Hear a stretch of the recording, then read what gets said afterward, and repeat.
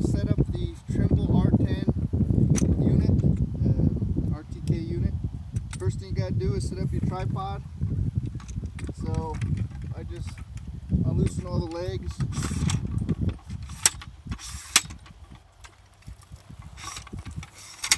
And then clamp them down. Then I set it up at a height that's good for my height, because I'm going to have to look at a bubble here after I put the tri-brack on.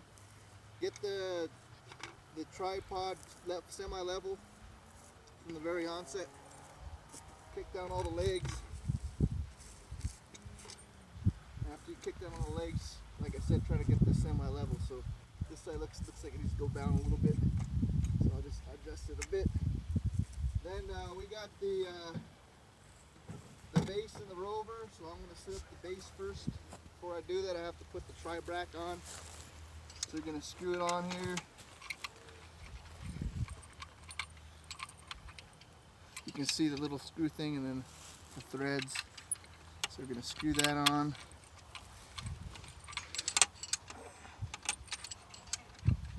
When I'm videotaped, I get nervous, so that's why I can't find the threads. But normally it shouldn't be this hard. What the heck's going on here? There we go. Okay.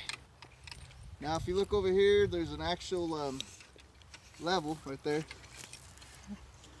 Before I get it level, I get the little leveling wheels so that they're all, the top of them are even with the little notch right there, all the way around. So that starts me off at a base. And then after that, I use two of the leveling wheels, and I look at the, let me go over these ones because I can see the level a little bit better. So go ahead and put it right over here, and I'm going to move these wheels simultaneously in or out, and I'm seeing that the bubble's hanging this way, so I need to go the other way.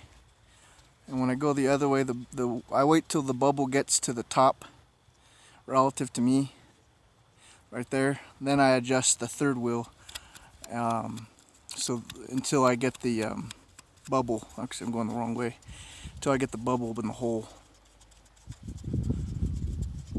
So it's almost there. I need to adjust the two at the same time. And there we go, we are level. So that's the tri-brack, getting it level.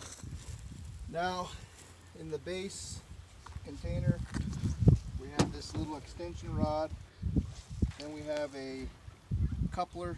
I don't know the exact lingo, but we get the coupler screwed onto the extension rod. Then we get the base, the actual surveying unit, and you match the white dot to the white dot, and then clamp them in. And then make sure you put the antenna, hook the antenna to where the antenna hooks right there, screw it in, and then this screws onto the tri-brack.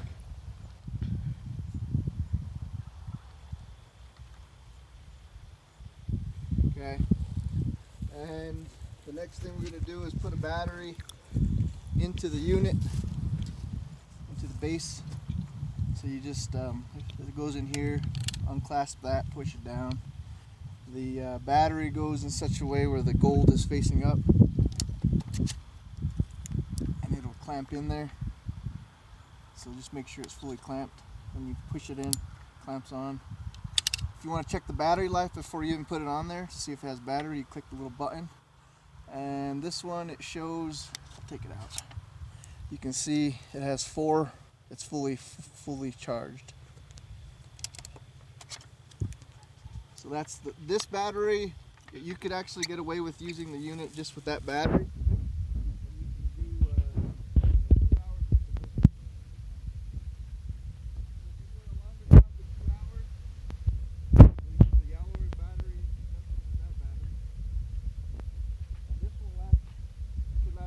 Hours, and it gets connected underneath the base. We have a USB port, and then we have this symbol.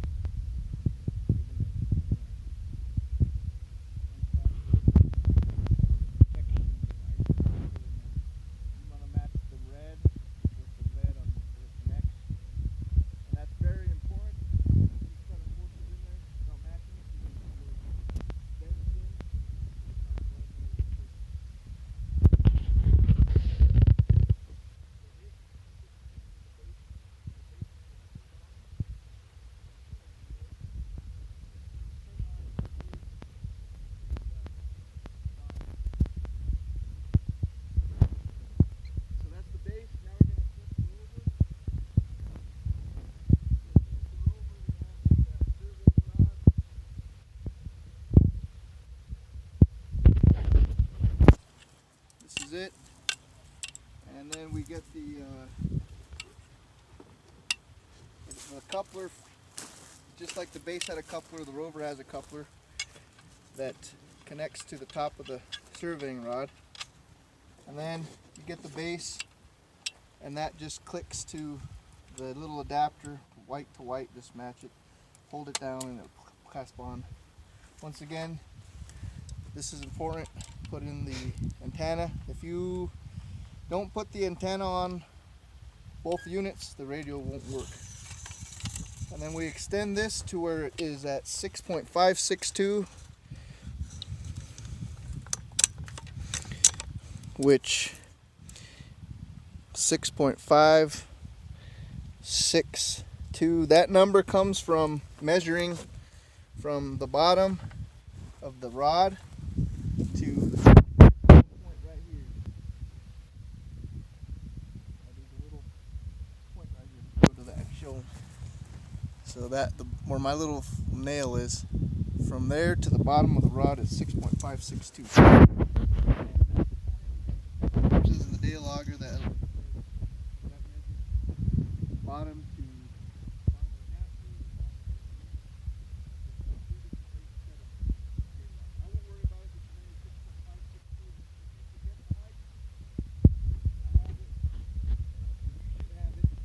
on your base or your rover, doesn't matter.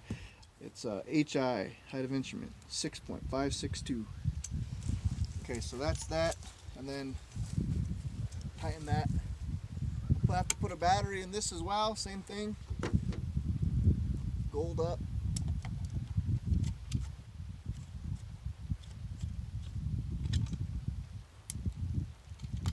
This does not turn on automatically, so we just go and click the power button right here. Okay. And before we set up the Datalogger, we got to figure out what the height of our base is. So you should have a tape measure in your equipment, with you, that's in the tenths and hundredths, hopefully.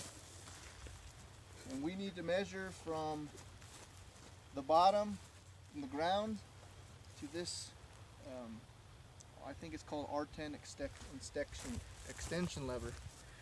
So what I do is I just get a rock or something, and I just put it right underneath where the base is, right underneath where the base connects to the tri-bracket, and I just drop a rock. Watch where it hits, and then I measure from there to the tip of this R10 extension rod, and I am at 5.06. So let's see if I can. 5.01, 2, 3, 4, 5, 6.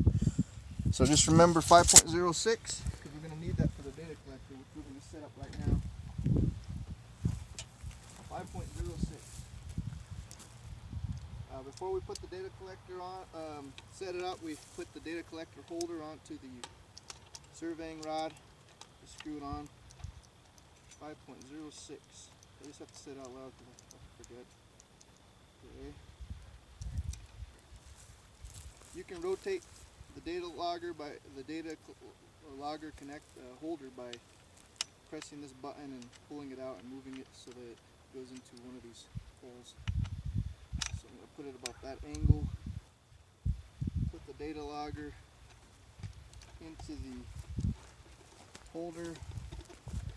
Get my Leatherman before I forget. And let's see if we can get the sun in such a way where we can see the Datalogger. So we're going to turn the Datalogger on power. Can you see that? It's hard to see. Yeah. What about now? Right about here in the shade. Yeah, we're better now. Okay, so just turn your data collector on. We're going to go to General Survey. Click Jobs. Click New Job. Job name is the producer's name plus the date. What's the producer's name? Dennis Romero. So we'll put Dennis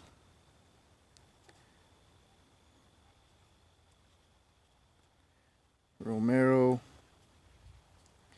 Today is 11 dash. What's today? 11 what? 7. 11/7/18. It's important to put the date and set so you know when you took the survey. All this is default if you're in the Central 3002 zone. We have 3 zones in New Mexico. West 3001, Central 3002, and East 3003. We're in Central 3002, so we're not going to worry about changing that. You don't change anything. You just put the name of your producer, the date. As long as you're in that zone, click enter and accept. And now you click measure. We're going to start the base first. RTK, start base receiver. Now this Datalogger is going to talk with the base.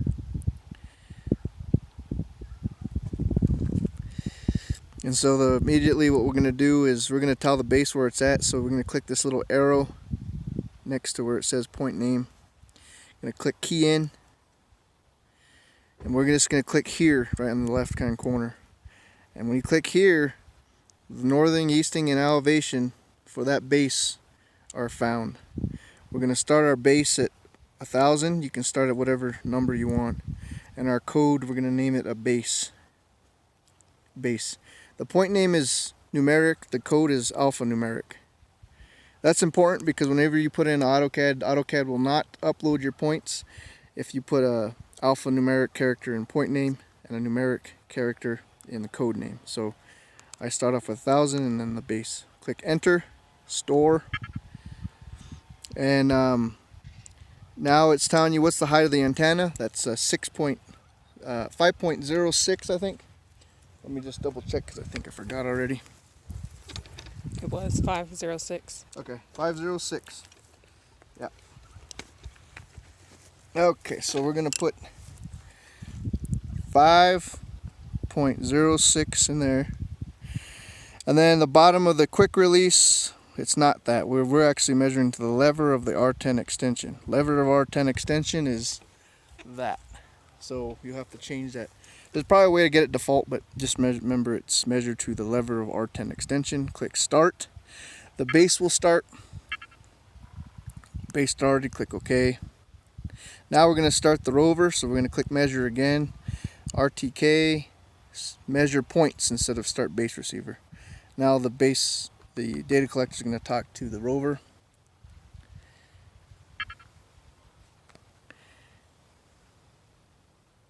And it's 100% reliability, 29 index. That should be standard. You click accept when you got that, and then it'll talk to you here in a bit. Starting survey. Waiting for information from the base. It always says that. And basically those 2 little clicks mean it's started. Now we got to enter the antenna height of the survey rod, which I already told you is 6.562. And then I started the first point of the base at 1,000, so I want my next point that I take, which is going to be on the field, 1,001. And then all my field shots, I just name them FS, field shot. And click enter. And then I'm ready to measure. So go ahead and pause. Or come and show this. Oh. Or yeah, you can start right there and then sorry. And then but then I'm gonna show this. Okay. And action. Okay. This field is already gridded in 100 by 100. So now we're ready to shoot our shots. We're shooting a field. It's 10 acres, I think. It's a pie shaped. A pain in the butt to have to grid out 100 by 100 just because it's pie shaped. So luckily with the R10 unit, we don't have to grid anything. We just have to shoot the field. It's a topographic survey what we're doing. So now we can start taking points.